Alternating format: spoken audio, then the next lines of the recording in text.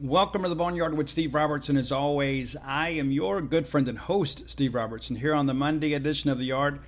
I'm on the road. I'm in Baton Rouge, Louisiana for an event this evening with the Mississippi State MSU Alumni Association. I apologize, my voice got a little bit louder. I got a new mic. I've been wanting to upgrade the mic, so I took care of that while I was down here. Promised you guys a show, even though that I was away from Starkville. So here we are. A lot to talk about. I've heard from many of you said, "Hey Steve, looking forward to the show and what you got to say." We're going to spend most of the show talking about baseball, but we're getting the end of basketball season, so we kind of got to address some of that. Women lose to Kentucky in the first round, their first game of the SEC tournament, and then Kentucky goes on to win the whole thing, upsetting South Carolina with a big 3-point basket on yesterday. So congratulations to the Lady Wildcats. I like parity, especially when it doesn't come at our expense, right? I mean, Dawn Staley is a legendary coach, but she's kind of easy to root against, I guess, if you're a Mississippi State fan, because we've had such a rivalry with them. And so if we can't win it, you don't want them to, but they didn't win it.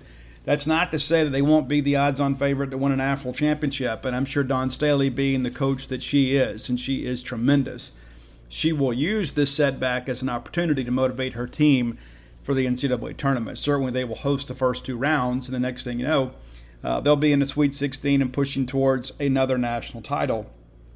Mississippi State men will get underway against South Carolina in the SEC tournament. A lot to talk about. There's a lot of speculation out there. I don't believe it really is speculation. As I have said for some time now, I do expect there to be a coaching change at Mississippi State. I believe that is warranted. Sometimes we get caught up in this principles and personalities thing and say, well, Steve, I had somebody earlier say, well, Richard Williams didn't win a lot before he went to the Final Four. I just think we've grown as a fan base and grown as an athletics department that we expect more. And to be quite honest with you, and this may hurt some feelings, and if I step on your toes, I hope it hurts. If you're one of those fans, and we need every fan we can get, we do. At Mississippi State, we're a relatively small fan base considering the neighborhood in which we live. But if you are a fan that believes it is okay for us to go 7 years without an NCAA tournament win and just one appearance in the tournament, then you're part of the problem, to be quite honest with you. We can't have that kind of culture where we just expect, let's just go field a team and have fun. And if I can get my picture made with one of the players, it's a successful year. Yeah, I just think we should expect more. I think we deserve more, and I think we're going to have more. A lot of names out there, of course. We're doing our best between Paul Jones and I, kind of keeping you guys updated. Paul's on the road covering baseball, so he's keeping his ear to the ground. I'll kind of jump in with an amen every now and again, but we're doing our best to kind of let you know what we're hearing. But we do feel like now it is just simply a matter of time. Does John Cohen make an announcement now?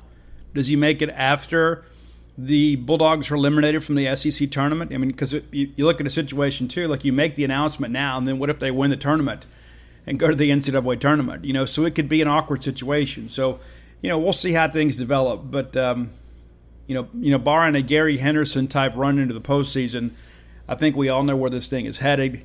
There's some names out on the genespage.com message board. If you're not a member of Gene's Page, let me encourage you to be a member of Gene's Page. We share a lot of things on our message boards as moderators and staff members that we don't put on Twitter. And if you have questions, a lot of times if you ask on Twitter, we may not answer them. We're going to answer you over on the genespage.com message board. So go give us an opportunity there. And again, Paul Jones is, basketball is kind of his thing. He helps out with football, of course, and recruiting. But Paul is a guy that plays basketball, really loves the game, has a good understanding for the game, and so he's going to have some insight perhaps you don't get elsewhere.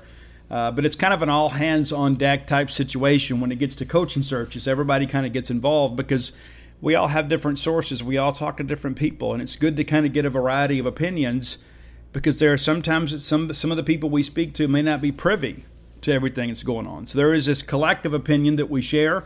And, again, if you hear things, obviously let us know. We're happy to go vet them out for you as best we can. I would share with you, too, Mississippi State's going to be changing coaches on the women's side, too. A lot of people have supported Coach Doug Novak. He is still a candidate. I don't get the sense that he is the leading candidate. I know that he has some support within the fan base, and rightfully so. But I think in the end, we've got to have somebody that we feel confident can run the program. And that's one of those questions you kind of ask yourself. Was this a situation where you had a group of people kind of working together in a life raft to get to shore? They make it to shore, and you're like, hey, this is wonderful. I think Doug's done an admirable job, but at the end of the day, I don't think he gets the job. I don't. And I'm going to support whoever is the head coach at Mississippi State because I support Mississippi State. So anybody that is for Mississippi State, I am for them. But at this point, I do not project Doug Novak to be the coach. Now, that's not to say that he's out of contention. Let's say we go after a couple of our candidates out there that we really like, and maybe we can't get those people. And you say, well, these other candidates are kind of on par with Doug Novak. Well, then you got to kind of rethink, take a deep breath and step back and reconsider. If you're going to go out there and the best available option is somebody that is on the level of Doug Novak, well, you're better off keeping Doug, right? But I think at this point, I think things are trending in a different direction. Just my somewhat educated opinion on the topic. Let's get into our basketball recap, and that will be a brief one because I want to spend most of the day talking about baseball. But Bulldog Burger Company sponsors this segment of the show.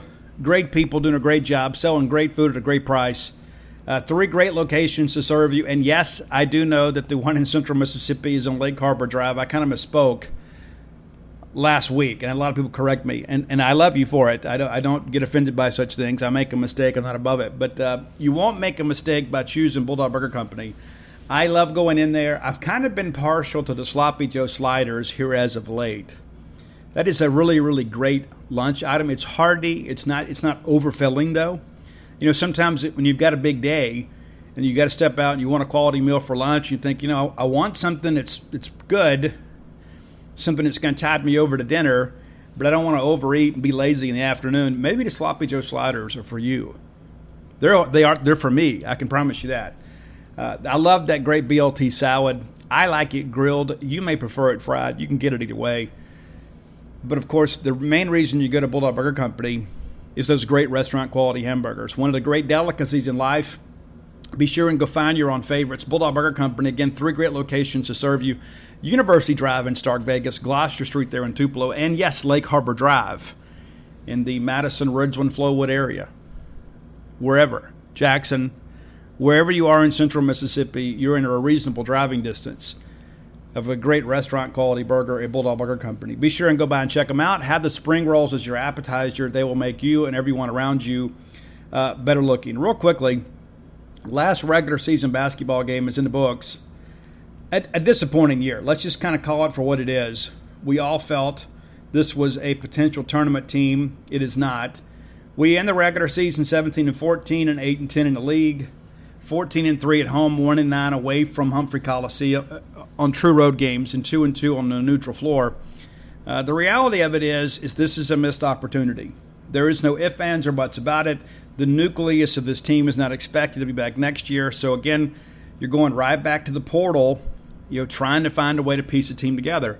And here's the reality of that. We're out there competing with other teams that can say, hey, listen, we went to the NCAA tournament last year and needed one more guy to get us to Sweet 16. That could be you. Our message is, hey, we're trying to get to the tournament. Hey, well, Coach, didn't you have a tournament team last year and you didn't make it? So it's difficult to kind of piecemeal this thing together when you're basically selling a promise. Other teams are selling productivity. We're selling a promise, and we haven't made good on those promises here as of late. And so again, I go back to that NCAA tournament team. We had 3 NBA guys. Well, Steve, and yeah, that's kind of a loose interpretation, but all those guys who played minutes in the NBA, we had all 3 of them on one team, and we lose to Liberty in the first round. It's ridiculous. I mean, it really is. I think we should expect more. I think we deserve more.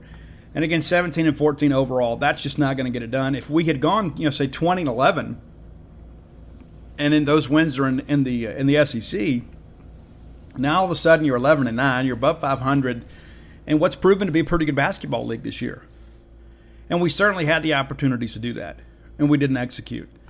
Let's take a quick look at A&M, and I'm not going to be sarcastic, but I'm a fan just like the rest of you guys. 33-22 at the break. State has a tremendous second half, puts up 42 points, but defensively we couldn't really limit them even though we outscored them. We end up losing by 3. Again, a good run down the stretch. We had just dug too big a hole in the first half. It's an 11-point basket.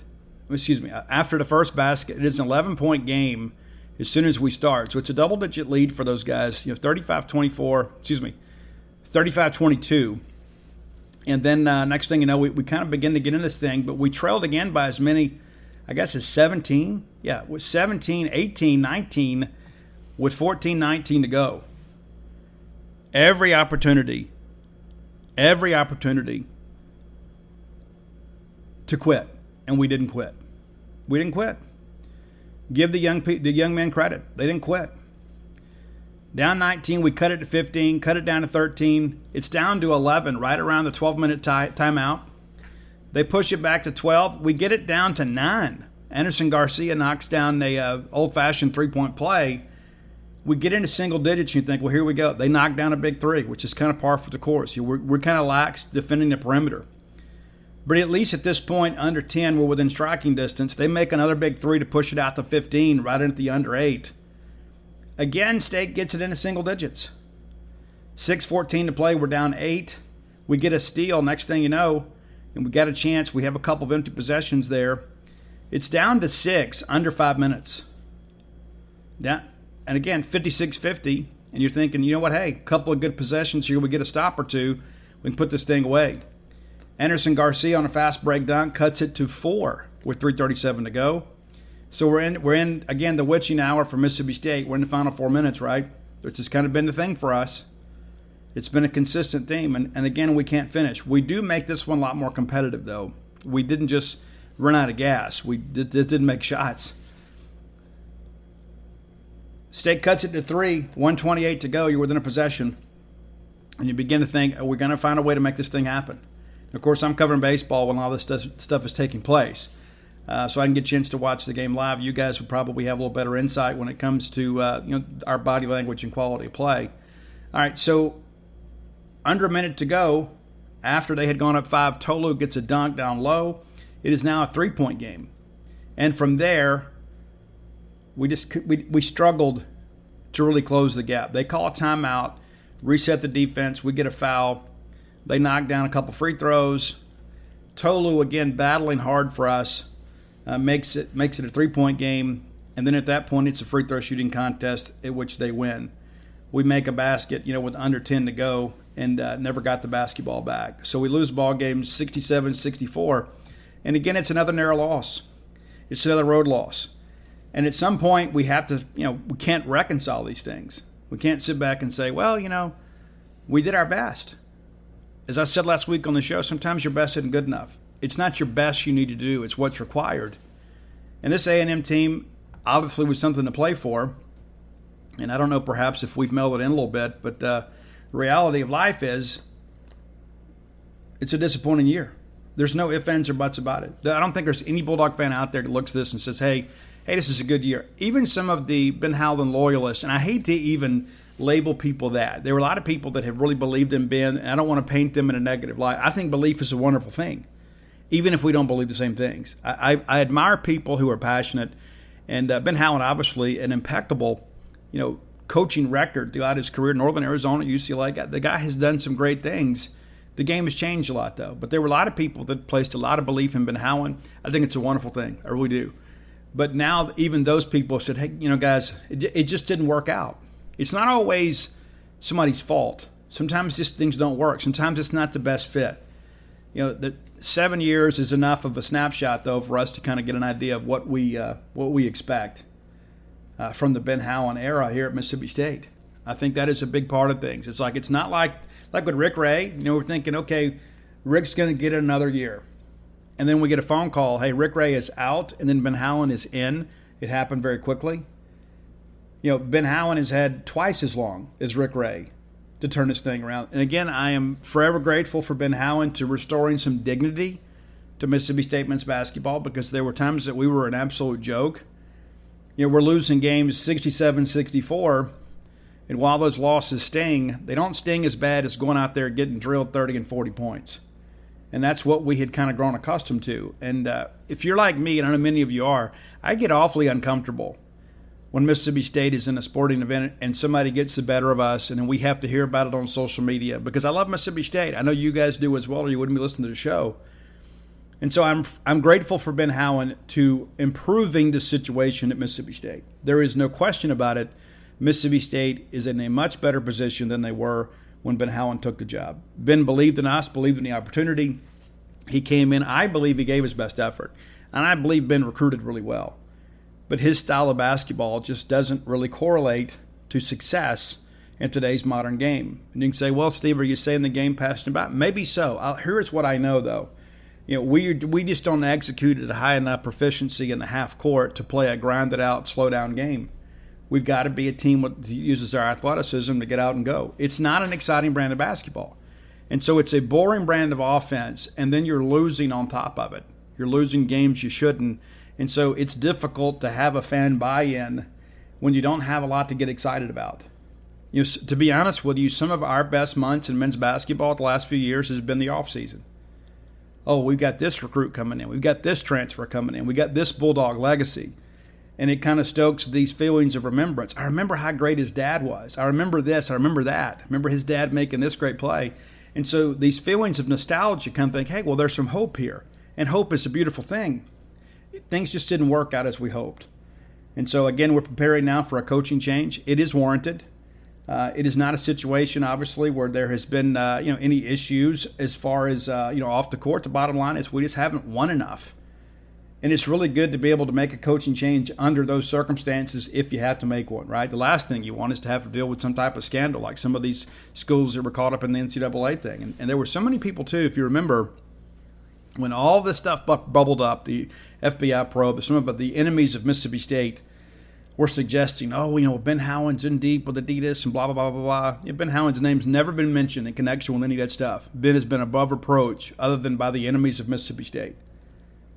Remember the people that brought up Lamar Peters our NCAA compliance officers at Mississippi State looking at every bit of that. There was no merit to any of that. So there's not any skeletons in the closet in that respect. There's not anything like that. He just didn't win enough. And there have been times in the past we've had to make a coaching change and it hadn't been under the best of circumstances. And, here's the thing, too. It's not like we've bottomed out. We're in a much better situation, talking to sources close to the search. There is a tremendous amount of interest in the job. There are several people that want the job to see it as a great opportunity, and those are the kind of people we want. We want people that see working at Mississippi State as a tremendous opportunity. I've shared with you guys before, I don't want anybody here from the coach to the cleaning staff that doesn't think they're working at the best place in the world. I want our coaching staff, I want everybody involved to feel like we do about Mississippi State. I know for many of them it's a job, but I want everybody to think, this is the greatest job I've ever had.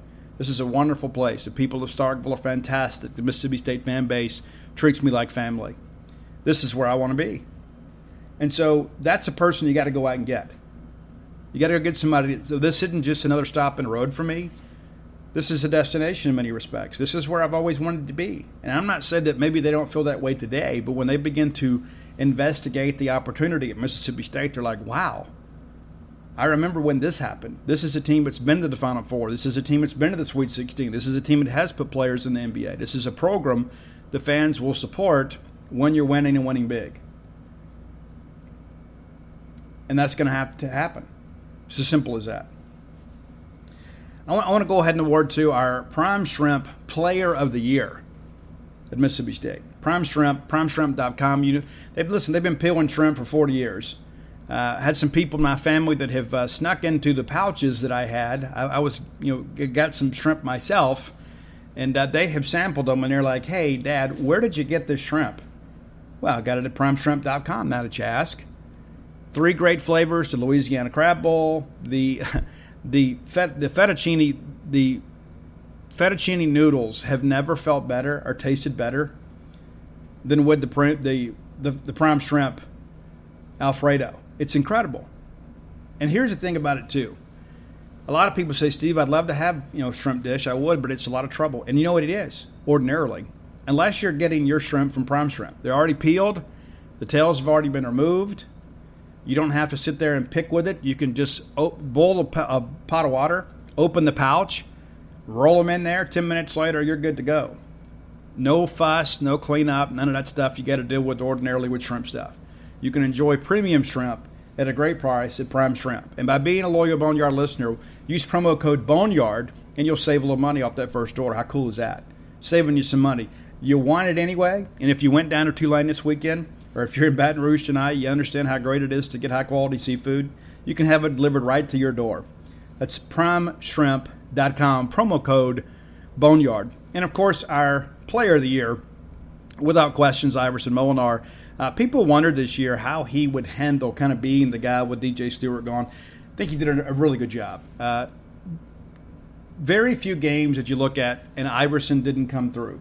Now, there were some people around him, obviously, that didn't really prove to be complimentary scorers, and people that maybe carried their load of the weight. Sometimes he had to deal with the fact that Tolu was out a lot this year, who was expected to be the secondary scorer, and really was down the stretch. I think Tolu played outstanding, played really hard down the stretch.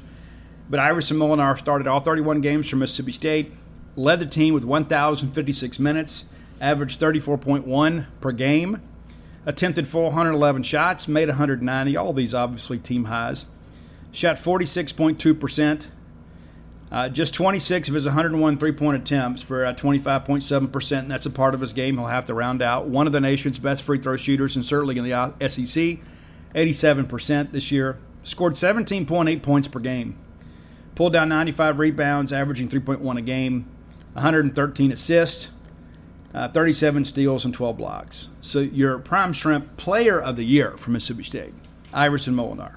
So, again, grateful to Iverson Molinar for all his contributions to Mississippi State sports and Mississippi State basketball. Wish him the best and whatever he decides to do next. Tremendous player, tremendous young man, really bought into what we were trying to do and did his best to kind of shoulder the load this year to get Mississippi State to an NCAA tournament. And I don't think that the fact that we're not making it is a reflection on him. I think he did his part and then some. He just needed a more contribution from his supporting cast. So, again, the Prime Shrimp Player of the Year, Iverson Molinar. All right, I want to thank you guys, too, that, those of you that showed up in New Orleans, thanks for turning out to support the Diamond Dogs. I had a chance to meet several of you. Pretty fabulous, too. I always enjoy road baseball because I enjoy supporting the team. I tell people all the time, road baseball is one of the greatest joys in life. I love being able to go on the road. I love to be able to meet the other fans, and there's a lot of fans, too, that can't make it to Duty Noble. And so we get out there on the road, we can have a chance to connect and, have a good time. Matter of fact, I was down on Bourbon Street Saturday night. That's right. Yeah, I'm clean and sober, but I went down there to kind of enjoy the city. I mean, what's the point going to all these great towns if all you ever do is sit in a hotel? So Friday night I behaved myself because I was tired after a long day on the road. And then Saturday covered the baseball game, went down to Bourbon Street. Of course, didn't drink or anything, but had a chance to run into a lot of great Bulldog fans. It's a great time, too. It's good to see everybody out having a good time. It is. And even though New Orleans can be a dangerous place, I guess because of how I look and how I dress, when I walk to the dark side of Bourbon Street, people just kind of accept me. But, yeah, it's so good to see so many of you that came up, said hello. I always appreciate that when people say, hey, Steve, love the podcast. Love Gene's page. Love the books. It's very rewarding, even though I'm a person that, works really hard. It's nice that little things matter. And, here's the thing, too, though. When I got back, I Ubered. That's a new experience for me, Ubering. I usually drive, but I really didn't want to have to worry with paying to park downtown and kind of putting my Mustang out there in harm's way. So I Ubered back and forth. And it was humid down there. It's a little bit warm. So I get back, and you got the Bourbon Street funk on you, So you go get a shower and everything. I'm thinking, oh, my gosh, I don't know if I'll ever feel clean again. And it's amazing. In my teen years, I didn't really care. It's like you go down to Bourbon Street, and you wore that stench like a badge of honor. Well, I had to go to work Sunday. Luckily, I had my great Hawthorne cologne with me. I love the Hawthorne products. I really do. If you hadn't tried them, they sponsored us before. They're back for a little short run with us. Let me encourage you. Hawthorne is absolutely the way to go. It's even Bourbon Street funk proof. How about that? And it's not just me. You've got some great athletes out there that have upgraded their own grooming game. Steph Curry, Tyrod Taylor, many others.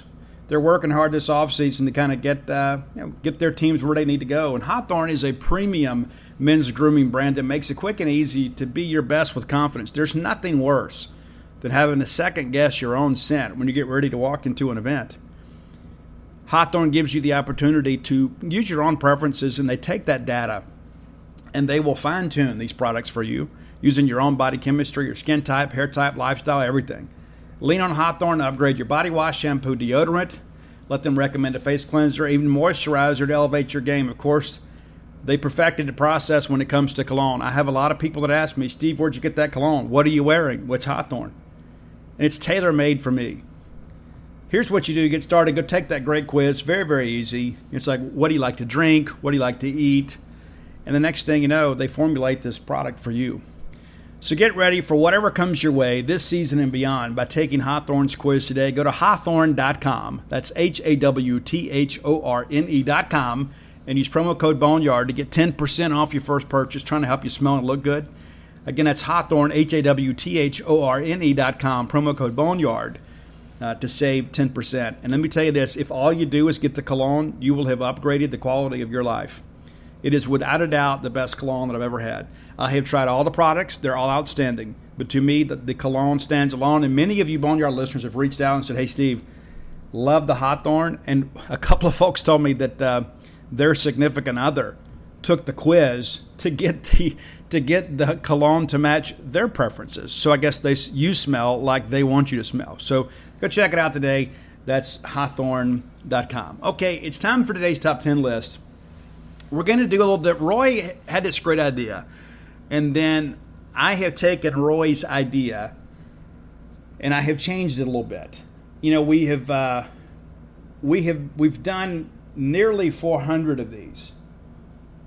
In case you didn't know, that's a lot. That's a lot of bands. That's a lot of people that we've kind of gotten to the bottom of the barrel sometimes too. Right? And sometimes I just do a top 10 list of a band that I like in kind of hopes of turning you guys on to them. We did that with Shaman's Harvest and Ra. Went back and did Candlebox. And what's amazing to me is like Bullet for My Valentine's, a band that I love. And I didn't know that you guys would like it. It was like in a top 10. One of the top 10 must listen to top 10 lists we've had. And of course, top 10 list brought to you by clothes@blair.com. Blair, a great friend of mine, a great friend of yours. And it pays to have a friend in the industry when you're navigating something perhaps you're unfamiliar with. That's the mortgage industry. Blair's been a mortgage professional now for 21 years. Top 1% close ratio for Fairway Mortgage. Recently rated number 1 in customer satisfaction and number 2 in closed loan volume nationally for the year 2021. This is a company that knows how to get things done, and you're going to get their big game hunter working for you. Maybe you've thought about refinancing. Maybe you've had some success in the past, or maybe you didn't get a deal you wanted. Maybe you're looking to get out of PMI. Blair can have a plan to get you taken care of. Visit him today at closewithblair.com. That's C-L-O-S-E with Blair, B-L-A-I-R, closewithblair.com. And mention to him you heard about him on the Boneyard. He's going to pay for your appraisal. How about that? That's about a $500 value, less money out of your pocket. So whether you're looking to consolidate some debt to lower your monthly payout, or maybe you're looking to get some cash out to put in a pool, pay for a wedding, take a trip to Europe, who knows? Get your equity working for you with a mortgage professional like Blair Chandler at closewithblair.com. Okay, so we're going to, once a week, we're going to revisit a list.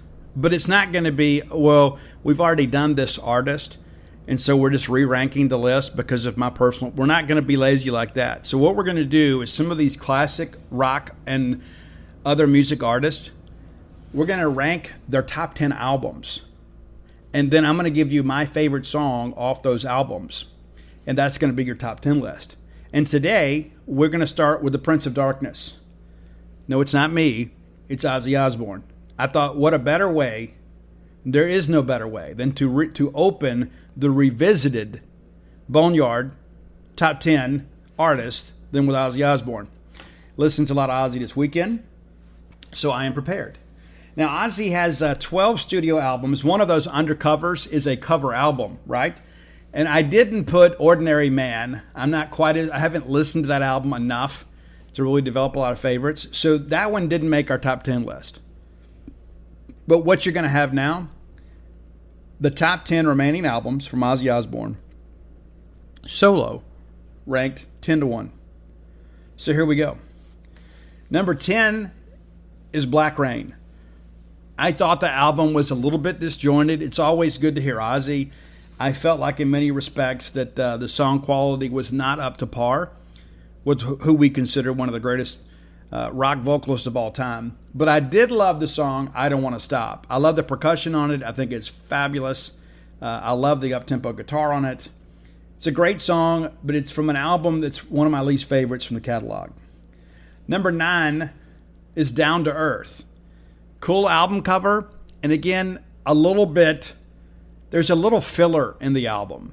It's not killer. Like some of the stuff from the heyday, the Ozzy Osbourne heyday of the mid-'80s, early '90s, there wasn't a bad song on those albums. I think Down to Earth is one that there is sometimes that some songs are somewhat lacking. But I love the song Gets Me Through. Gets Me Through is your number 9 song on today's Top 10. Number 8, this is an album, too, that I really thought was kind of a step in the right direction in some respects. Pretty cool album cover, too. The album is Scream, and the title track is Let Me Hear You Scream. And to me, that is more classic Ozzy. I think the vocal delivery is great. I think that they do a lot, obviously, today to kind of layer the sound and make people sound like what they think they should sound. I thought this one really sounded more like vintage Ozzy on the mic. So there you go. Number 8 on the list, Let Me Hear You Scream from the album Scream. Number 7 from the album Osmosis. And this is another one too. I really like some things on this one. There are a lot of high points on this album. Osmosis is one that has a lot of cool moments. And let me recap some of those for you too. Probably a song that I didn't expect to like, that I absolutely love, and it's really more about the instrumentation than the lyrical content, is Perry Mason. I absolutely love the sound of that. Who do we need on the case? We need Perry Mason. A lot of people don't understand the reference, but the reality of it is the song absolutely rocks. But I also loved I Just Want You, which is, I think, fabulous. Kind of the softer side of Ozzy. But my favorite song from Osmosis, and I want it played at my funeral. As a matter of fact, when they're dismissing the crowd, I want this song played. It's See You on the Other Side. And it's a song, I feel it makes me kind of sad at times, too. When I think about some of the friends that we've lost and things and people of that nature. Okay, so there you go. See You on the Other Side, the number 7 song on your top 10 list. Number 6 from the album No More Tears. This is one of Ozzy's best bands.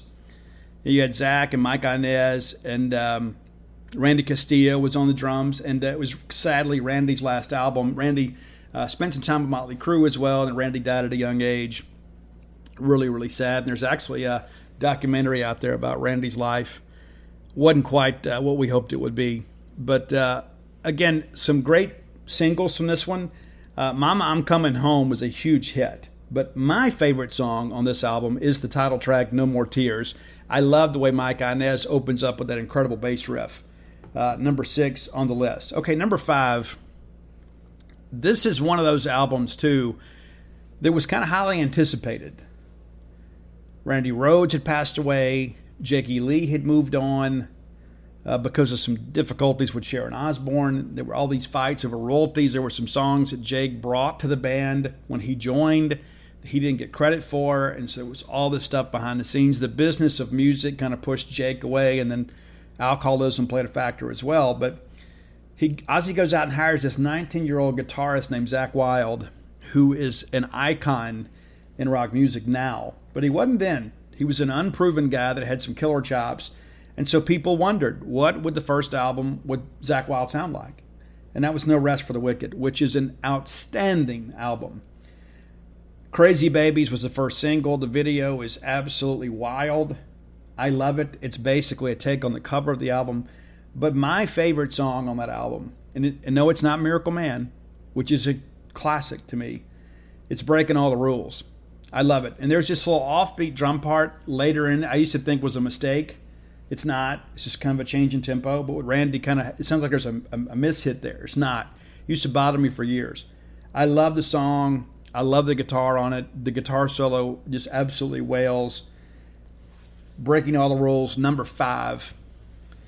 Number 4, I could make a case in some respects that this album should be a little bit higher, but many of you would be really upset with me. Not that I'm opposed to that, but you could argue that some of the top three albums are probably the definitive top three albums. But I believe The Ultimate Sin doesn't get enough respect. A lot of people don't like the album. I don't appreciate that, really. I don't understand it. I think the best years of the Ozzy solo years, and again, I know it's sacrilegious and I don't care, were the Jake E. Lee years. And you may say, well, Randy Rhoads was a better guitarist than Jake, and maybe that's the case. And I'm okay with that. I just think the quality of the songs during the Jake E. Lee era were the best. Jake wrote a lot of those songs, so he deserves credit for that. I think he was an incredibly proficient and talented guitar player. I think his stage presence was phenomenal, and the work that he did with Badlands, absolutely incredible. And Jake's kind of had some bad luck at life since then. But to me, Ozzy Osbourne was never a bigger rock star at any point in his career than he was during the Jake E. Lee years. But Ultimate Sin, one of my favorite albums of all time, not just from the Ozzy catalog. There's only one song on that album I don't like, and that's Thank God for the Bomb. I think that was a mistake. I mean, it's not just the lyrical content. Just the song is not very good. Everything else, whether it be Secret Loser, Never Know Why, incredible. Now, I know many of you are thinking he's going to go Shot in the Dark here, and I could. Shot in the Dark was obviously a huge breakaway hit for Ozzy, the first single on that album. But I'm not going that direction. I could go Lightning Strikes, an incredible song. Probably doesn't get played on the radio enough. That opening riff is just phenomenal, and I love Randy's drums on it too. Could have gone that direction. Could have gone with the title track, The Ultimate Sin, that starts out with Randy just kind of riding those floor toms and just, letting you know, hey, the drums of war are here. But I didn't go that direction. I went with Killer of Giants. Matter of fact, that's in my Twitter bio. You probably never noticed, and if you did see it, you didn't know what it meant. That's the reference. Killer of Giants in my Twitter bio is really a homage to this album, this song, and the Jake E. Lee and to Ozzy Osbourne. And that's another one you can play at my funeral. I've said before, when I write the book of recovery, I might title it Killer of Giants, just because of all the giants in my life that I've had to slay. And I don't mean that physically, but really kind of spiritually, emotionally, and metaphorically. So you never know. And I don't mean that in a vanity project sort of way. I was given the tools to work a program of recovery and overcome these demons and giants in life. So, but there you go. I love the Ultimate Sin album. If you're not quite familiar with the Ozzy catalog and you only know the hits, just put on the Ultimate Sin. I guarantee you'll be a fan. Number 3, our first Randy Rhoads album. And you're wondering which one I'm going to go with. I went with Diary of a Madman. That's number 3 for me. I think the Diary of a Madman album is really one in many respects. It kind of showed people that Ozzy Osbourne wasn't going anywhere. A lot of people felt like he wouldn't be able to make it after he left Black Sabbath, which was kind of silly. It's pretty crazy, And again, we're going studio albums here. I didn't have Speak of the Devil in here or things like that. But, going with... Diary of a Madman, let's take a quick look back at some of the highlights from that album. That's actually the second album with Randy. The cover was so controversial at the time. It's like when that album was released and there's Ozzy Osbourne on the cover, there were some record stores that put a sticker over some of the things. And I think if they could have sold it like in a sheath, they would have. Tonight is a great hidden track, kind of a deeper cut on this album. And then Over the Mountain, I love that opening drum roll there, but I went with Flying High Again. Number 3 on your list is Flying High Again from the Diary of a Madman album. Love that one. All right, number 2 on the list, and I know many of you are saying, well, Steve's such a big Jake E. Lee fan, he's going to put a Jake E. Lee album first. I'm not going to do that, but I am going to go with Bark at the Moon, which a lot of people, and it's like even people from my age don't understand this is a Jake E. Lee album, or think, oh well, Bark at the Moon was Randy Rhoads. No, it wasn't. It was Jake E. Lee. As a matter of fact, Jake wrote the song before he came and joined the Ozzy Osbourne band. It's incredible to me that so many people, are kind of casual fans of rock, and then get out here and jump into this and talk about the albums. This is one of those albums too that I think from start to finish you just kind of hit the play button and let it go. Bark at the Moon obviously is the title track, and that's going to be your song. That's your number 2 song. But I wanted to go real quickly and go through some of these tracks. That first, it was a cassette when I had it. That first side was so great. You're No Different from Me, incredible song. Now You See It, Now You Don't, another great one that kind of slayed live. Rock and Roll Rebel probably should have been a single.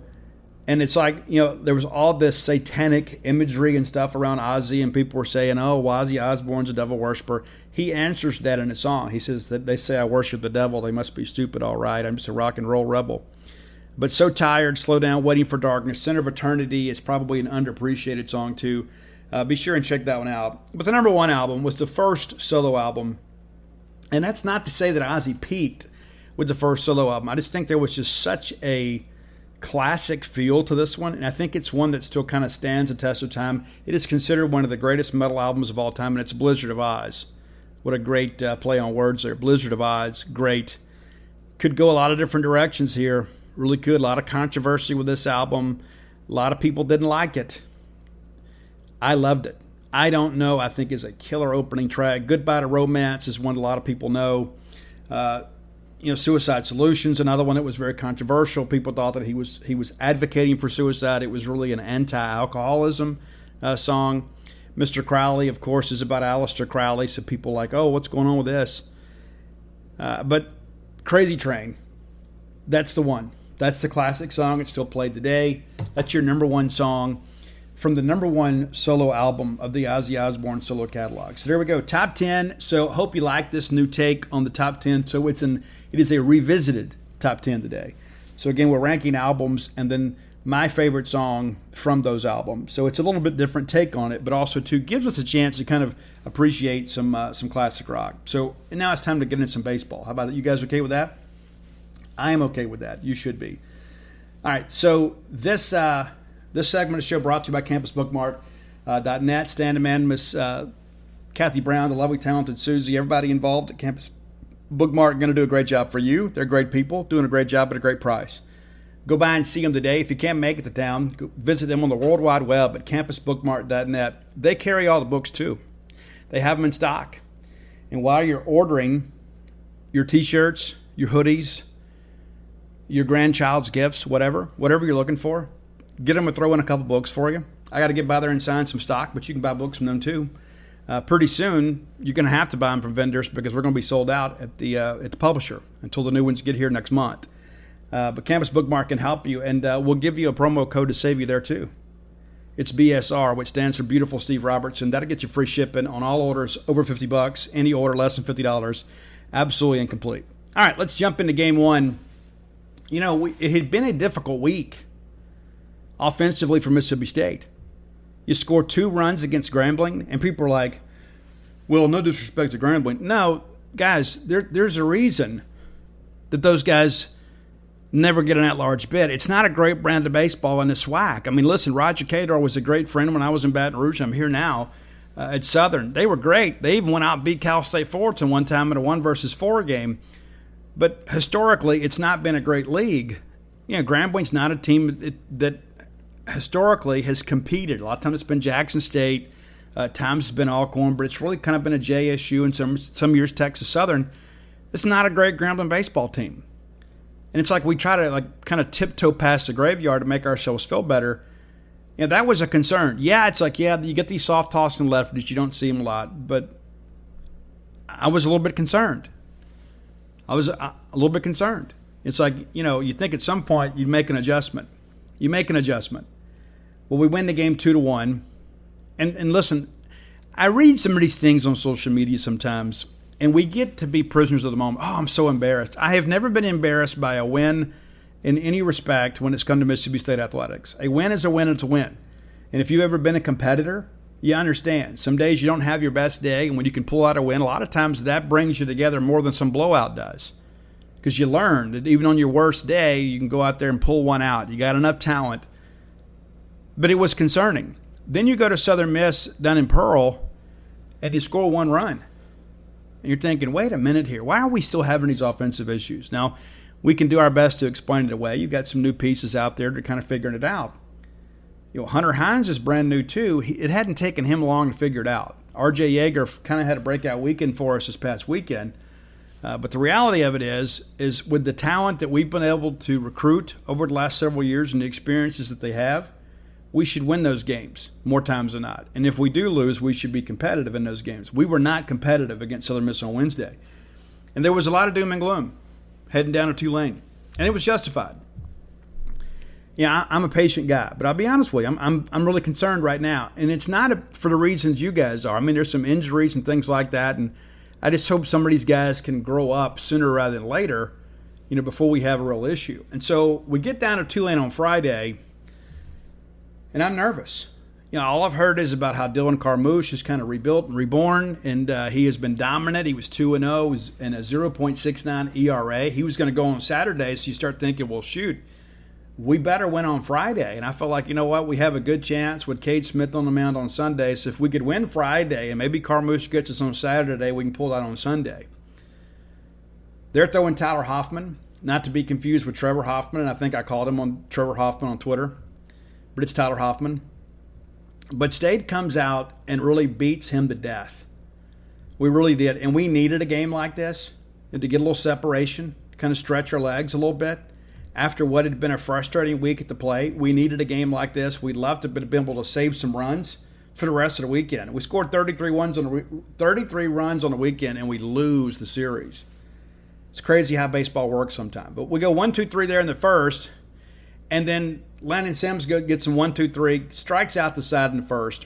Top of the second, we break through with a run. Logan, who was 6 for 11 on the weekend, Logan Tanner, singles to the left side. Von Siebert reaches on a scoring error, and then LT goes to second. Cumbus on the fielder's choice moves the runners around, or at least puts us to first and third. They couldn't pull the double play there. And then Kellum Clark, and God bless Kellum Clark. I'm really pulling for him. He does a great job here on 3-0. They leave. They give him the green light on 3-0. He gets to get me over fastball, and he rips in right field. It's a 1-0 ball game. I don't believe in this unwritten rule of baseball that we're supposed to just let you throw a strike on 3-0, because I can tell you when it's 0-2 and I'm expecting you to throw a waste pitch, if you throw a strike and strike me out looking on 0-2, there's no unwritten rule of baseball that protects me there. So why do I have to protect your feelings when you're just trying to throw me a get me over strike? You want to throw a strike by me, you do it when I'm trying to swing. How about that? Let's do that. So don't come at me about you shouldn't swing on 3-0. Well, okay, if that's the case, you shouldn't throw a strike on 0-2. I mean, how about we just play baseball? How about that? How about that? All right, so Kellum pulls it through the right side. We get the run home. Then RJ strikes out, and then leg flies out to left. But it's a 1-0 ball game, and it felt in the ballpark. Well, okay, all right, okay, we're off and running. We got a lead. Then it's a K swinging, and then Chase Engelhardt flies out to center field, and it was really kind of a situation of the ball finding the bat. It was a 1-2, even kind of a defensive swing there, to be quite honest with you. State adds to the lead there in the third. We get the single to the pitcher. Camden singles to the shortstop. Hunter Hines puts the ball in play. They force a runner at second, runners on the corners, and then Logan Tanner comes through with a sac fly. We tag, comes home. I take that back. That's not right. We flew out to center field there, couldn't advance a runner. And then Von Siebert singles through the left side, and I think he's going to be a dude too. I love the young nucleus of this team. Hunter Hines, Von Siebert, Austin Downs. We got some dudes that are joining this program that are going to make some noise in the years ahead, making a little bit of noise now. I don't know that Siebert shouldn't be in the lineup all the time.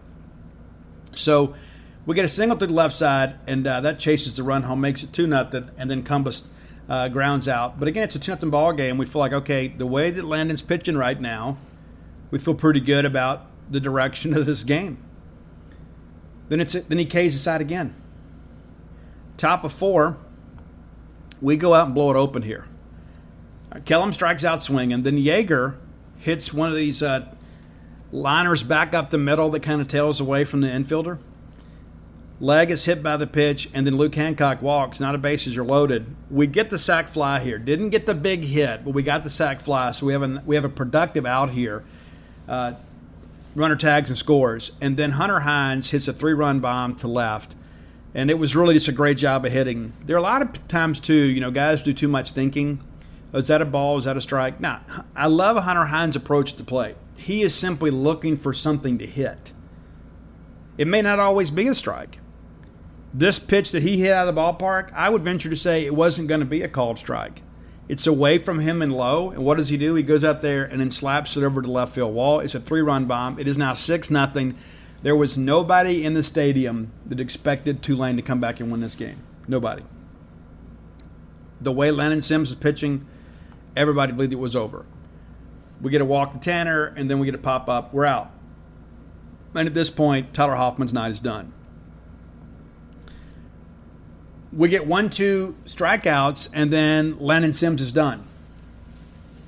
Now, he starts gripping at his hand, and so if you've been around the game, and you probably have seen some people post on message boards about this, when you tear your UCL, that's a telltale sign.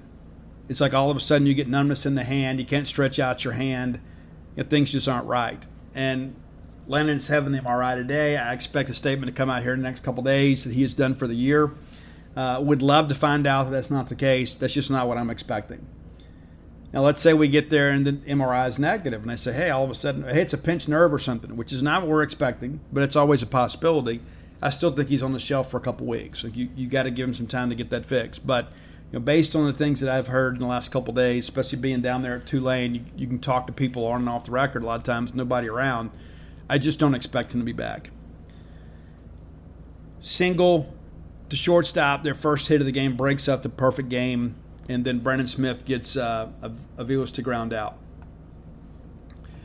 At this point, our immediate concern is about Lennon Sims. We want to finish the ball game. And it's interesting, too. I said I wasn't going to comment on this, but I am going to. I'm the only guy in the media there covering the game. And somebody's like, well, can you get us an update? Guys, what am I supposed to do? Okay, I'm sitting right next to our baseball SID. They don't know anything either. There's nothing to know at this point.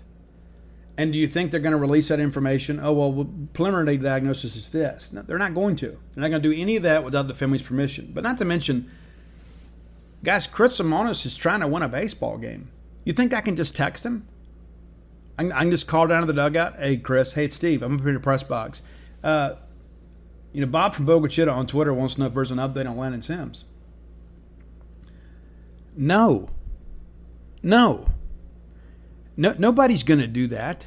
Why would we do that? And I know people are asking out of concern, but there are some people that ask out of malice. And it's like, oh, well, Steve's being derelict in his duty. First of all, I drive down to New Orleans and stay and eat at my own expense. I don't have an expense account. There's nobody reimbursing my expenses. That comes from Steve Robertson, Inc. And so I go down there and cover baseball because, number one, I love it. But number two, so you guys have some eyes and ears on the scene.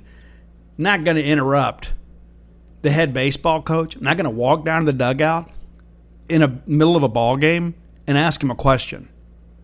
Not going to do it. And if you're expecting that from me, you're expecting too much. I'm not going to do it. And not to mention there's a respect. You don't intrude as the media during the game. After the game, Chris is kind enough to give me a few minutes to ask some questions. And I asked him about Lennon Sims. And he said at this point, we don't know. They got to get him back, get an official diagnosis, get him tested. And then I'm told he had the option to get that done on Saturday, wanted to be with his guys, wanted to be with the team. He's a team guy. But no. Don't expect me to get an update. It's a little different for football, I guess, and usually we'll hear they're not to return, where there's no free substitution in baseball. So when a guy leaves a game with an injury, they're not coming back. But top of five, to get back to baseball here, this was the inning that we really kind of flexed some muscle here, really kind of made a statement as the champs here. Put up 9 runs here. Compass opens with a double to left. Clark grounds out to first, moves a runner to third. Yeager then singles to left, knocks in the run, 7-0. Leggett reaches on a throwing error. Yeager runs around to third. Runners on the corners now with nobody out. They make another pitching change. Luke Hancock singles back at the middle in the first pitch. It's 8-0. Cam James with another sac fly. RBI, 9-0. Hunter Hines rips it down the right field line. Hancock goes to third. And Hines scored and Hancock scores. There we go. So it's 11-0. Siebert singles to left again, and then Tanner goes to third. Another pitch and change. Cumbus doubles down the line and left. 2 more runs are scored. 13-0. Kellum Clark then homers. It's 15-0. Yeager walks. Forsythe comes in, reaches on a throw and error, and then they get Hancock finally to ground out. State bats around in the inning. 9 runs on 8 hits, couple of errors, and just 2 left on base. At this point, it's 15-0. Anybody that was holding out for a major comeback was sure to be disappointed. That happened on Saturday. Okay, top of 6, and again, Brandon Smith doing a good job here. 1-2-3 inning, fly out to center, ground out. And when Brandon's on his game, he's getting soft contact, getting ground balls, he's getting under barrels, getting ground balls, and getting routine fly balls. It's really difficult if Brandon Smith execute a pitch to elevate Brandon Smith. It really is. Very, very difficult to do. All right, at this point, we start substituting pretty liberally. And Slade Alford strikes out, Hunter Hines strikes out, and then Matt Corder walks, and Siebert grounds out the second. Those are names you need to be familiar with, all of them. Okay, Tulane finally gets the board on the bottom of 6. Mender doubles to left. LaPrairie grounds out. And LaPrairie actually starts the year, I think, 0-for-19. He was not in the lineup Saturday or Sunday. Groff, who had a great weekend for Tulane, flies out to center and gets the run home on a sac fly. And then from there, State gets out of it. It's a 15-1 ball game after 6. We get into the 7th, and again, more substitutions here. State tacks on a little bit. Skinner grounds out to short. Downs is hit by the pitch. Then Davis Mesh walks. Forsythe reaches on a fielder's choice. Now you get runners to second, third. I guess the bases are loaded here. Yeah, that's right. They tried to make the throw to second and couldn't get it. Hancock out at out pitcher to first, or first to pitch. We ground to first. They toss it to the pitcher who covers, and the run scores there to make it 16. Slade Alford walks. Then Drew McGowan comes in and walks and makes it a 17-1 ball game. Bottom of 7. Again, a bunch of substitutions here. And pinch hitters for Tulane. They do nothing really in the inning. We get to the 8th. Nothing going for State here. Again, a lot of substitution going on here. State 1-2-3 in the inning. Top of 8. They finally get another run on the board. And again, it's LaPrairie's Scholes walked, and he was a bigger deal on Saturday. We'll talk about him more then. LaPrairie is hit by the pitch, and then Ethan Groff, again, comes through with the big hit to drive in a run. 2 RBIs on the day, and it's leadoff hitter Ethan Groff getting it done. I was told he had, 17 RBIs all of last year. He has nearly reached that total already this year. Pretty impressive. Then we get out of the inning, 1-2-3. After they score, the next 3 guys are out. Top of 9, State puts on 2 more runs. We get the run right back. Obviously, Mesh singles to left, Forsythe singles to the right side, and good to see that. Wild pitch moves both guys up, and then it's another wild pitch. The run is in. Hancock walks. Alford grounds into the double play, but the run scores make it a 19-2 game. McGowan gets out of the inning with a ground out to third. And then from there, Drew Talley comes in, and his Bulldog debut this year does a nice job. Strikes out the side.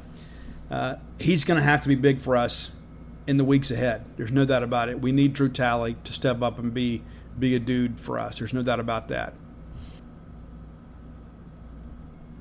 All right, let's jump into Game 2. You guys know there was a Game 2 and another game that we should have won. We had a chance to take a series, and there were some things that happened in Game 2 that I was very perplexed about, and I have gotten some clarity today. So I'm going to share that with you as it comes up in the game. I'm going to do my best to explain some things to you and say, oh, well, here comes the spin. No, not the case at all. There's excuses and there's reasons. Got a couple reasons for some things that happened here. All right, so top of first, quick start for State. Hancock grounds out. And what do you guys think about Luke Hancock leading off? Guys behind him doing a pretty good job moving him around when he gets on. I was against it in the beginning because I wondered about Luke's speed at the top of the order. But you know what? We can't keep giving away outs. We've got to have 2, 3, and 4 hit with the pitcher in the stretch. Luke's doing a good job getting on base. Not this time. Cam James then walks, and then Hunter Hines singles to right field. And I was a little worried about putting a freshman in the 3-hole spot, especially a left-hander, but Hunter's doing a great job. He singles to right, moves Cam to second. Then Logan Tanner singles back up the middle, did a really good job of hitting. And again, it's a 3-0 count. 3-0 count. He takes it basically to right center. James scores. Tanner goes to second, and Hines to third on a wild pitch. And then here we are, right? Here we are, runners to second, third, less than 2 outs, a chance to make something happen. Seabird is hit by the pitch, and then Brad comes up, bases loaded, 1 out, and we ground into a double play. And it seems like the game always seems to find you.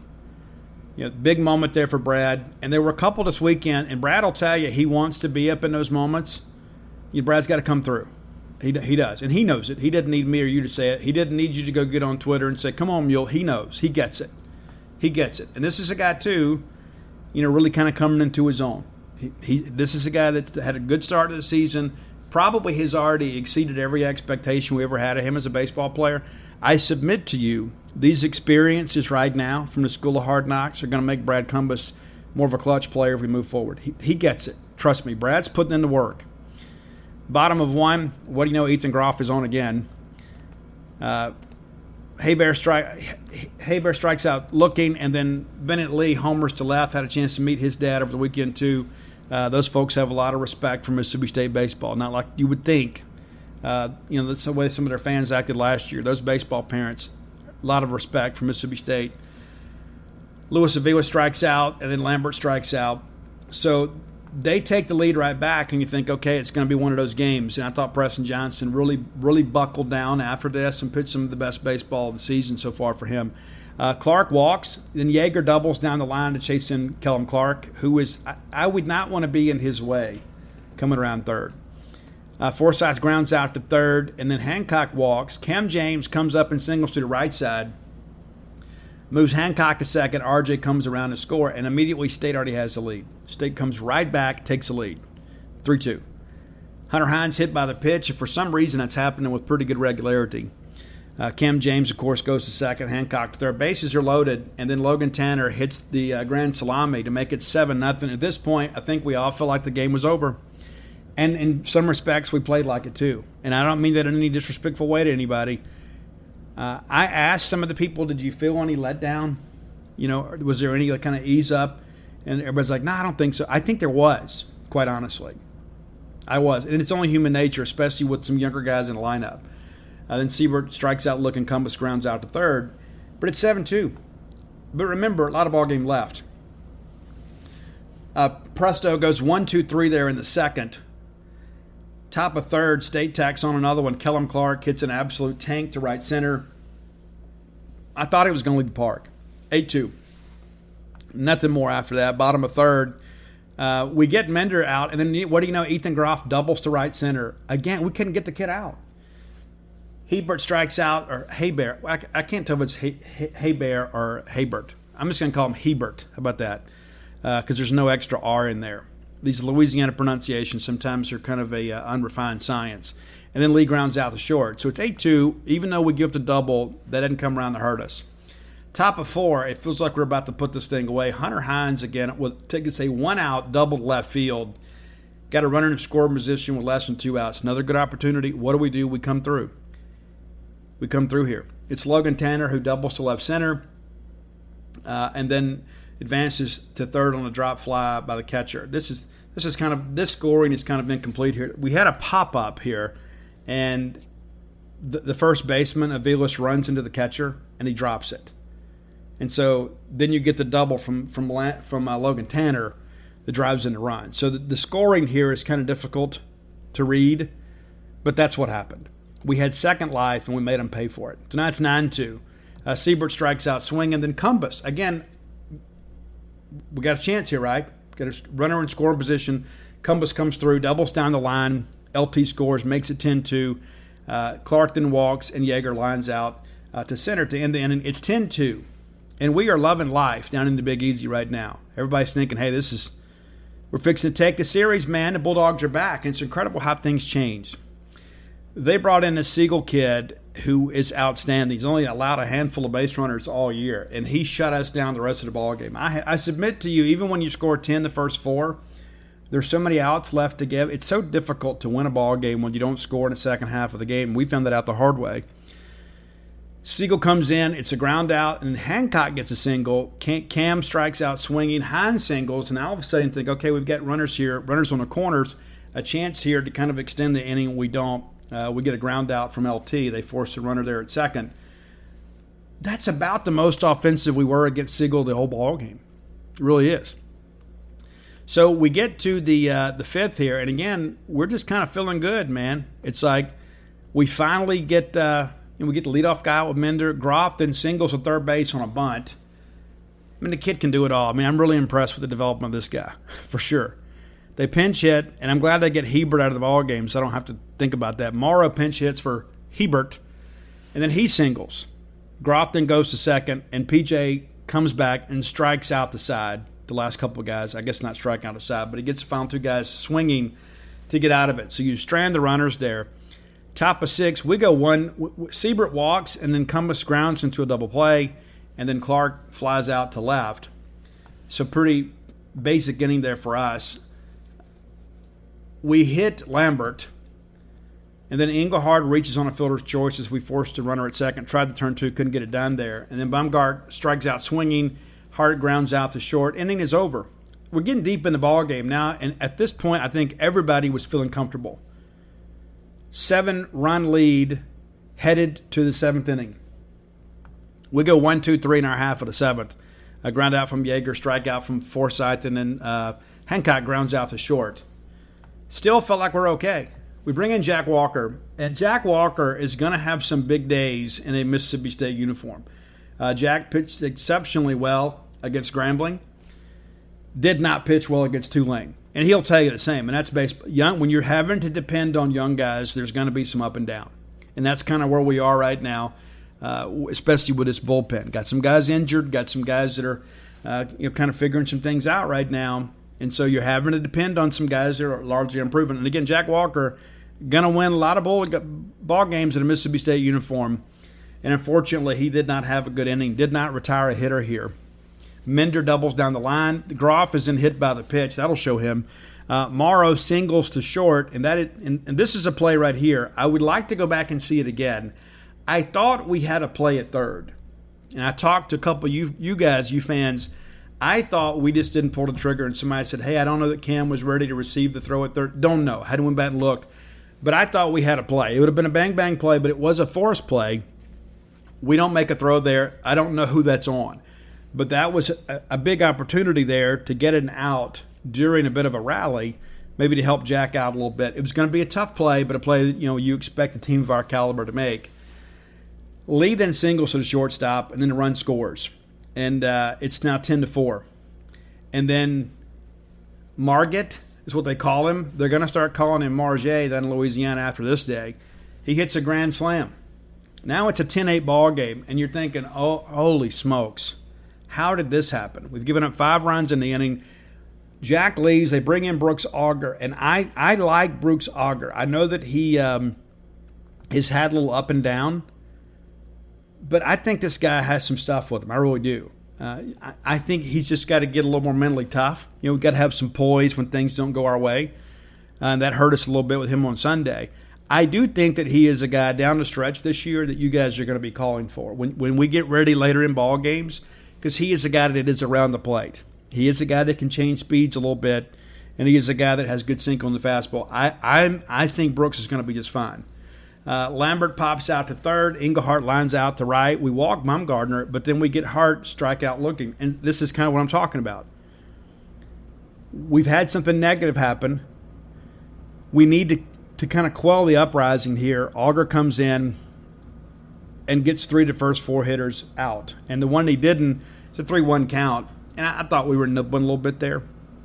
But we come back, obviously, with a tie and run at the plate, and we strike him out looking. So good pitch from a young man that I expect big things from. That doesn't help us in the final outcome this day. So I'm beginning to think now it would be great, it'd be wonderful, hey, if we could, figure some things out here in the top of 8. Another insurance run would make me feel a lot better. Well, we have top of the order up, and you think, well, close the top order. We got 2, 3, 4 up. You think, okay, well, maybe we can scratch out a run here. Cam lines out to left. Hines is hit by the pitch. So now you've got a runner on, an insurance run on. Let's move him around. Well, LT strikes out swinging, and it was a lengthy at bat. One of the only times that he didn't put the ball in play all weekend. And then Skinner grounds out to second. So we get nothing in the inning. Stone Simmons comes in the 8th for Auger. He gets Mender to line out to left. Groff, the only time we got him out, it seemed like all weekend. A fly out to center on the very first pitch. And I turned to our sports information staff, and I said, that's a big out right there. And it was. And then we get Morrow to strike out swinging. 9 pitches, the side is retired. And we're thinking, hey, now all of a sudden we're good. We're 3 outs away from taking the series. Insurance run will be nice, but even if we don't get it, we've got them kind of where we want them. Cumbus grounds out to third. Clark strikes out looking. Yeager singles through the right side, and then Forsythe strikes out looking. So really kind of a non-productive inning for State. These are the things that frustrate me a little bit here too. Late in ball games, it's not just about scoring runs. Sometimes just to take a little pressure off the pitchers late, especially when you've got young guys in new roles. Offense has got to, you say, well, we scored 10 runs. It's true, we did. Wasn't enough, though.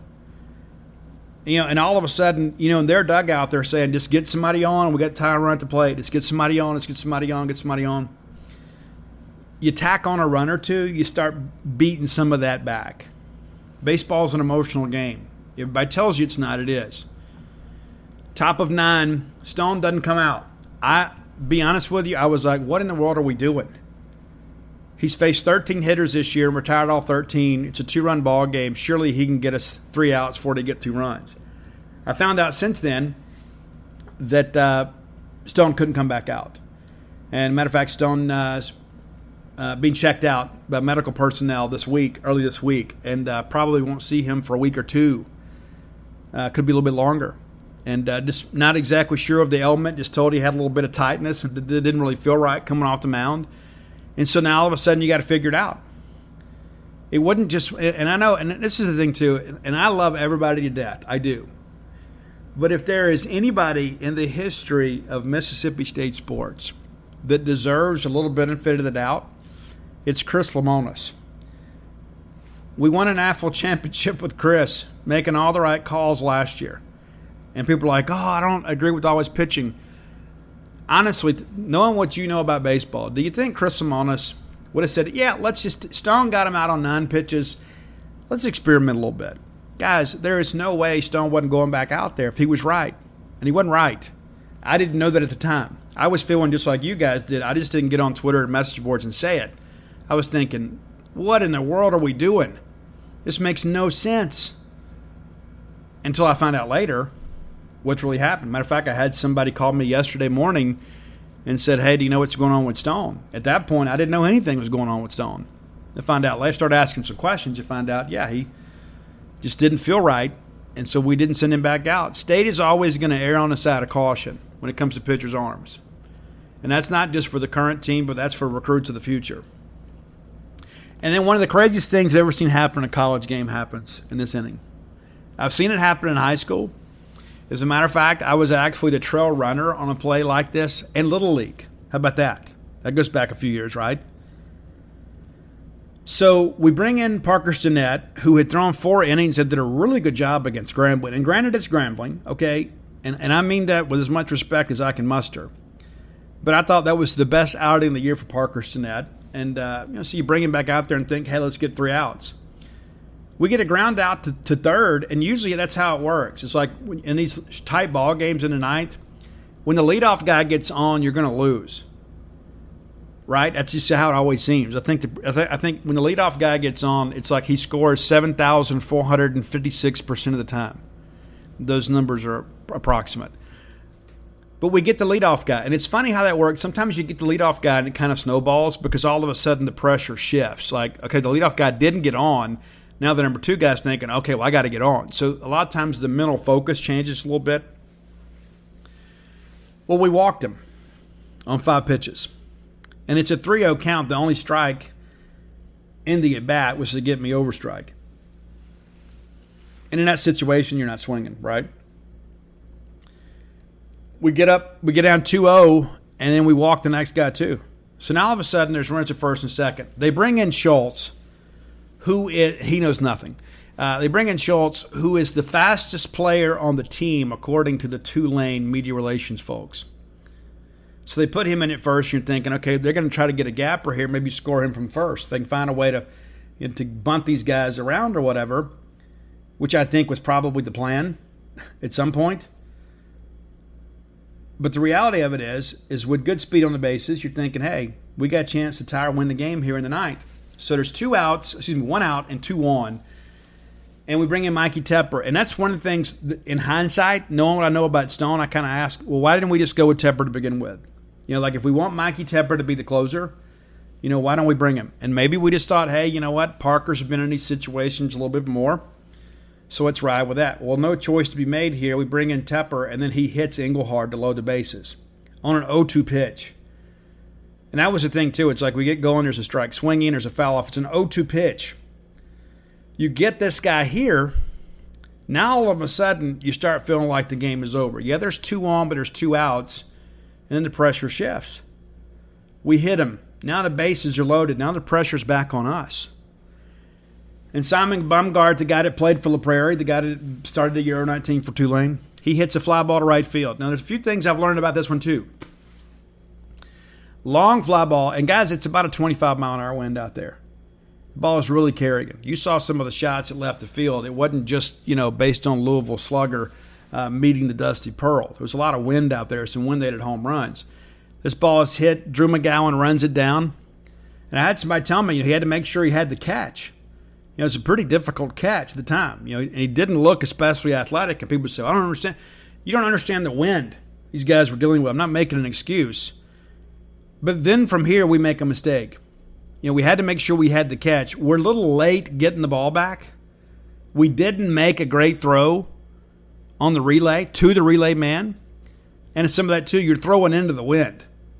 So it's kind of a perfect situation for Tulane here. The guy from third is going to score easily. I got the fastest guy on my roster at second. And if I'm Jarek, I'm going to make Mississippi State make a play. And I admire it. I absolutely do. I think it is, without a doubt, smart baseball. They got a relay from the track, and I got my fastest guy 180 feet from tying this baseball game. I'm going to make you throw him out. And that's exactly what they do. Sack fly. So it's pretty crazy how it all works here.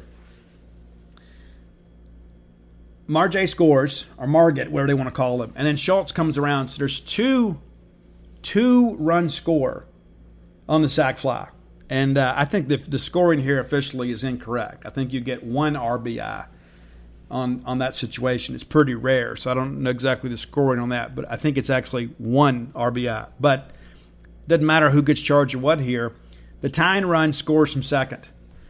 And now Cam, and Cam's one of my favorite Bulldogs. Cam double clutch a little bit on the throw. And I haven't seen the replay, but in live action, it's like we had to make sure we had the catch. We make a tough throw into the wind. It's not on target. It's not true glove side. We have to make an adjustment. And then it's like situational awareness here. I think Cam was kind of shocked they were sending him, and we don't make a great throw. If we do make a throw to the plate, he's out 10 feet. But they forced the action, and hey, good for them. Ultimately ties the ball game. From here, it's all kind of academic, right?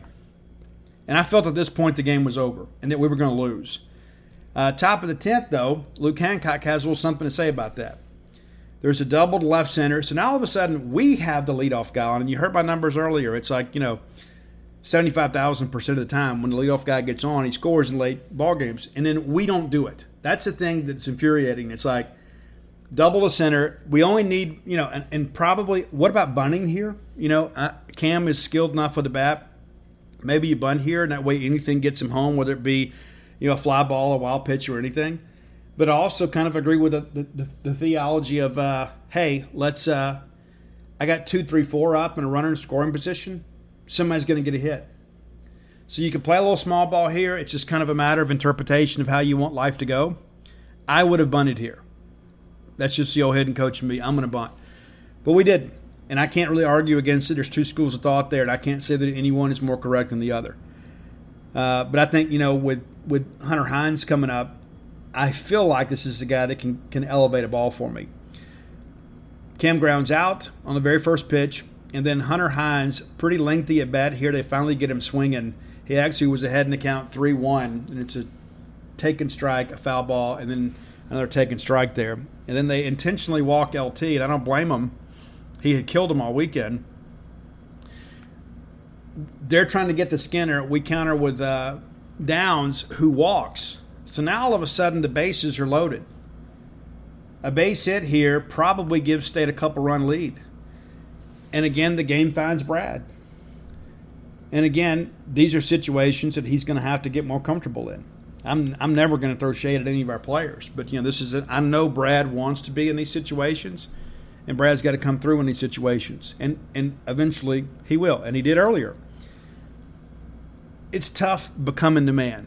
It really and people say, well, Tanner Allen was a man. Tanner Allen was a guy early on too that struggled in some of these situations too, and then eventually he got it. I'm not in any way going to suggest that Brad's going to have National Player of the Year honors. It's not what I'm suggesting. But until you've been in those situations, you don't know how to handle them. When you're used to other people picking you up, you don't know how to handle them. That makes sense. Cumbah strikes out swinging. And you got down 0-2, and then next thing they busted him in with a fastball on a 2-2 count. And that's it. And then next thing you know, Mender lines out to center. And then who is it? Ethan Groff homers to left field and actually broke the scoreboard. Pretty amazing weekend for him and his family, to say the least.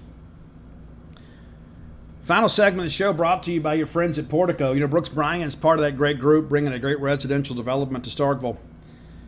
Great group of people doing a great job for a great group of fans in a great town. Be sure and learn more about Portico. Very easy to find, 82 off 12. And then the very first right is Pat Station Road, and you go check it out. You can start with a 2-bedroom, 2-bath home, go up to a 4-bedroom, 4-bath home, whether it be your primary residence, your ball game weekend retreat, maybe it's your retirement home, maybe you're just already thinking about that, or maybe it's just a place that's an investment property for you. Portico is a great place to live. If I was moving to Starkville now, it's where I'd live. You think I'm joking? I'm not. I would love to be that close to campus. 1.1 miles away, and it's on the quiet side of campus. Be sure and check it out. Give Brooks a call today. He'll give you some information, kind of get you lined up. And if you're thinking about moving to this area and your real estate agent has not mentioned Portico, you might want to ask. You might want to ask and do your own due diligence here.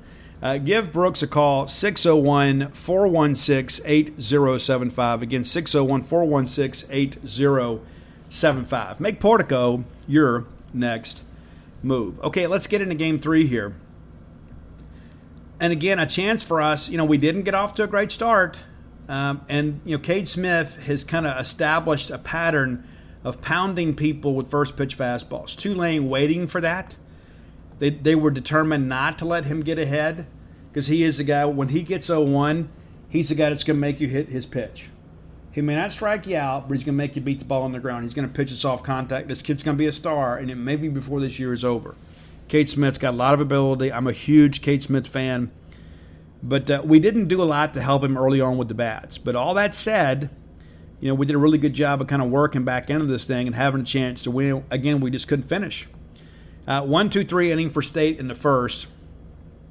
And I didn't think they were great at bats. And Massey has not been great for Tulane.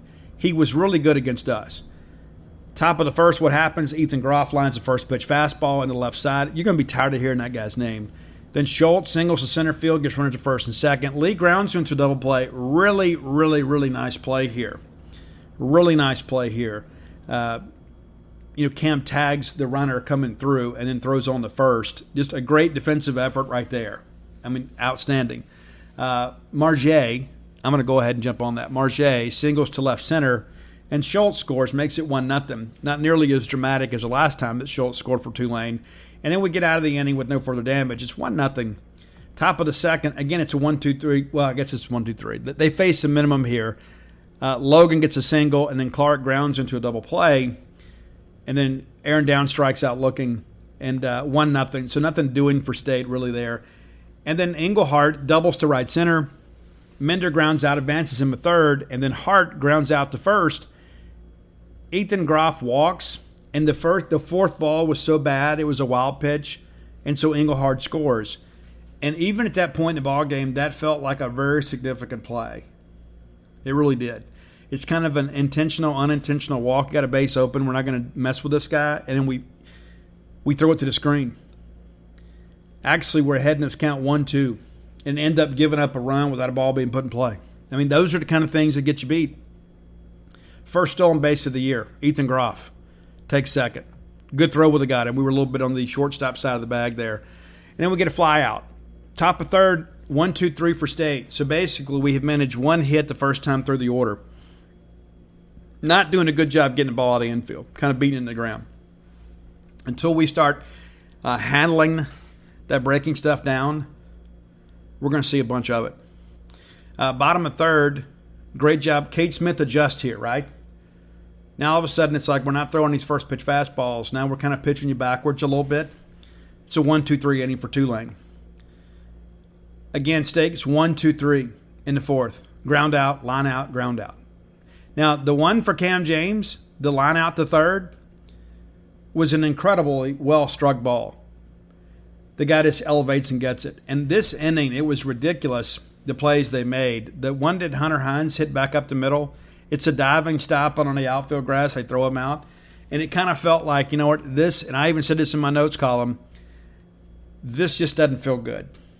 It's like all of a sudden, you know, even when we do hit some balls hard, they're making the plays here. Even though we were starting to barrel Massey up a little bit, we weren't able to get it out of the infield because the Tulane infield was playing so well defensively. Bottom of four, again, Cade Smith has now settled down. 1-2-3 inning. And pretty good stretch right here. Cade Smith pitched well enough to give State a chance to climb back in the ball game. That's all you can ask for. Again, early in, you know what? They had a good scouting report. They executed it, and then State adjusted. Baseball is a game of adjustments, and Cade Smith does a great job adjusting here. So in the fifth, State finally gets through. Logan reaches on a fielding error by the second baseman. I disagreed with the call, and I told them as much. The second baseman never touched it. Now, he makes a great play the inning before on a diving play. This is a rolling ground ball. He just didn't get his glove down enough. It wasn't a routine play. He had to come pretty hard to his left to get it. They rolled it an error. It was not an error, and I'll never be convinced otherwise. It was a hit. They scored an error. And then Clark reaches on a fielder's choice. They force Logan at second. Downs then doubles to center field. For a second off the bat, I thought this thing might get out. He absolutely smoked it. This is a kid, too. He's a freshman. Really strong kid, and when he hits the ball, you've heard me brag about him before. He's a guy that really, really makes good contact. In this situation here, I think he actually hit the ball too hard. He didn't get under it enough, right? You know what I'm saying? It's like if he's under it a little bit, the wind's going to carry this thing out. He absolutely blistered this baseball and ends up being a double to center field. And then Clark goes around to third. Cumbus, again, comes up, runners at second and third, less than 2 outs. Trying to elevate a baseball here, just mishits it a little bit, pops up to first. RJ then walks, and then they walk Tanner Leggett. Walks in a run, bases are loaded, and Luke Hancock's coming up. And this is where I'm thinking. I talked to Luke the day before about, hey, we got to find a way when there's opportunities to score runs to score. And I know nobody wants it worse than Luke. We get a ground out to third. That ball gets through, who knows what happens. I mean, it's like these are opportunities that we're missing, especially in these middle innings. Hart comes in and grounds out against Cade Smith, and then Ethan Groff, again, the same guy, hits a home run. That ended a streak. I believe it was 8 consecutive retired. 8 consecutive retired by Smith. He had really found the groove. Like I had read some people, well, he wasn't as good this week. No, he was just as good as he always was. It's just early on, they kind of ambushed him early on his first pitch fastballs. He was outstanding. I got no issue at all with Cade Smith's play. None. Single to left field, and then Schultz still second. We get a line out to left, and then Marget grounds out to second. And it's a 3-1 ball game. But here we go. Cade Smith's doing just kind of jabbing and kind of keeping those guys at bay. State finally gets even here at the top of 6. Cam James strikes out swinging, then Hunter Hines hits an absolute monster home run to right field. Off the bat, I was just hoping it would stay fair. There was no doubt about it. That ball was leaving town. That really fired us up a little bit, and I thought it really shook Massey up. They yank him, bring in Welch, who was really ineffective. He walks LT, then we get a single from Clark, and then Aaron Downs walks. Now all of a sudden the bases are loaded. Bases are loaded with 1 down. You think, okay, again, we've got a chance here. And what happens? The game finds Cumbest again, right? And people feel like I'm piling on Brad. I'm absolutely not. He is going to get better and as he gets more comfortable in these situations, and we need him to be. And again, Brad wants to be in these situations. This time he does come through. Rather than pop it up on the infield, he didn't hit a grand slam, but it's a productive out. He rips the ball out to center field. We tag and score. It's a tie ball game. And of course, we'd prefer the bases clearing double. But if you're not going to get that, you got to find a way to advance runners. He does. So that's a positive right there for Brad. He comes through again. He's had some situations this weekend where he didn't put the ball in play. This situation he did. And so, again, the more times he sees it, the more comfortable he's going to get with it. And Brad's going to be a guy that you can count on. Yeagerton strikes out swinging. And that's the thing you think about, too. Is like, hey, we got runners on the pond here, too. And then Yeager doesn't get the big hit here. Doesn't even put it in play. It's a 3-pitch strikeout. So it's not just germane to one or two players. We got to get hits with runners in scoring position. Bottom of 6, it's a hit by pitch on Morrow, and then it's a double play. And it's hit right back to Smith because pitchers are athletes too, right?